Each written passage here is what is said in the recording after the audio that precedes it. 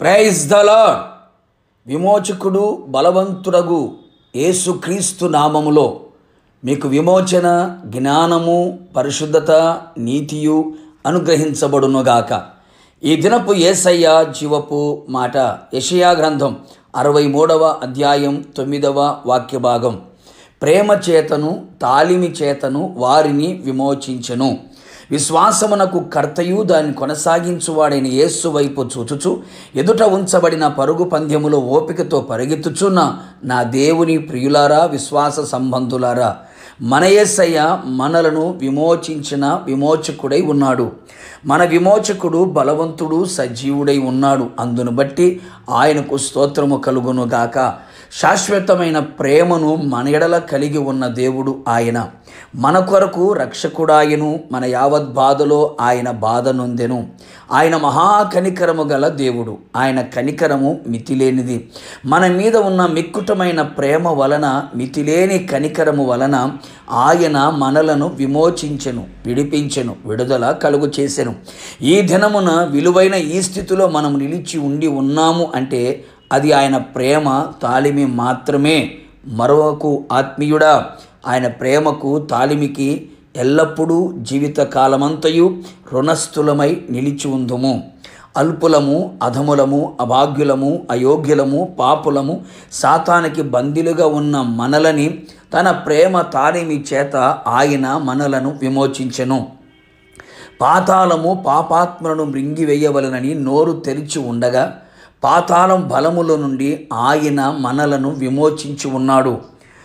పాపములోనికి, పాపపు కూపములోనికి దిగిపోకుండా ప్రాణమును విమోచించి ఉన్నాడు.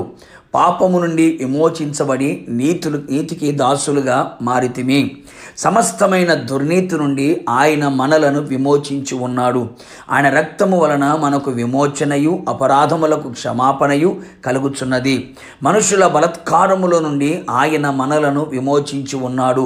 ఆయన కృపను బట్టి మనలను విమోచించి విమోచన గానములతో ఆయన మనలను ఆవరించి ఉన్నాడు. మన విమోచన క్రయధనముగా ఆయన తన ప్రాణము పెట్టి ఉన్నాడు. మన విమోచకుడు ఇశ్రాయేలు పరిశుద్ధ దేవుడై ఉన్నాడు. ఆయన యొద్ద సంపూర్ణ విమోచన దొరుకును. అంతేగాక విమోచకుడుగా ఆయన వచ్చి మనలో ఉన్న భక్తిహీనతను తొలగించి భక్తిలో సంపూర్ణతను, యథార్థతను, నిష్కలంకమును ఆయన మనకు అనుగ్రహించును. అవును ప్రియులారా, మనమందరము వెండి బంగారముల వంటి క్షయ వస్తువుల చేత మనం విమోచింపబడలేదు. అమూల్యమైన రక్తము చేత, నిర్దోషమును నిష్కలంకమునగు గొర్రెపిల్ల వంటి క్రీస్తు రక్తము చేత విమోచించబడితిమి. ఇట్టి విమోచన మనకు యేసయ్య తన ప్రేమ తాలిమి చేతనే మనకు అనుగ్రహించి ఉన్నాడు. దేహ విమోచనము పొందిన వారమై యేసయ్యతో యుగయుగములు నిలిచి ఉందుము గాక. ప్రార్థన. మా విమోచకుడా, బలవంతుడా, సజీవుడా యేసయ్య, నిత్యము మిమ్మల్ని స్తుతించుచు ఉన్నాం. మీరెంతైనా మంచి దేవుడవు, మాకు విమోచకుడువై ఉన్నందుకు మీకు స్తోత్రములు.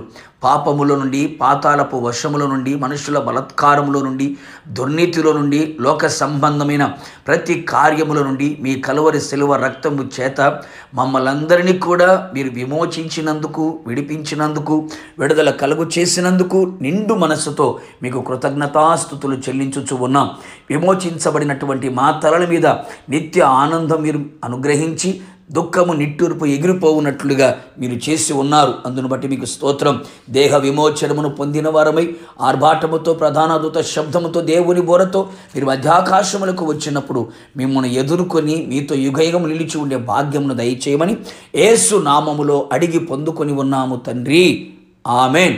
నిశ్చయముగా మీరును మీ కుటుంబ సభ్యులందరూ ఆయన ప్రేమ తాలిమి చేత విమోచించబడుదురుగాక. God bless you.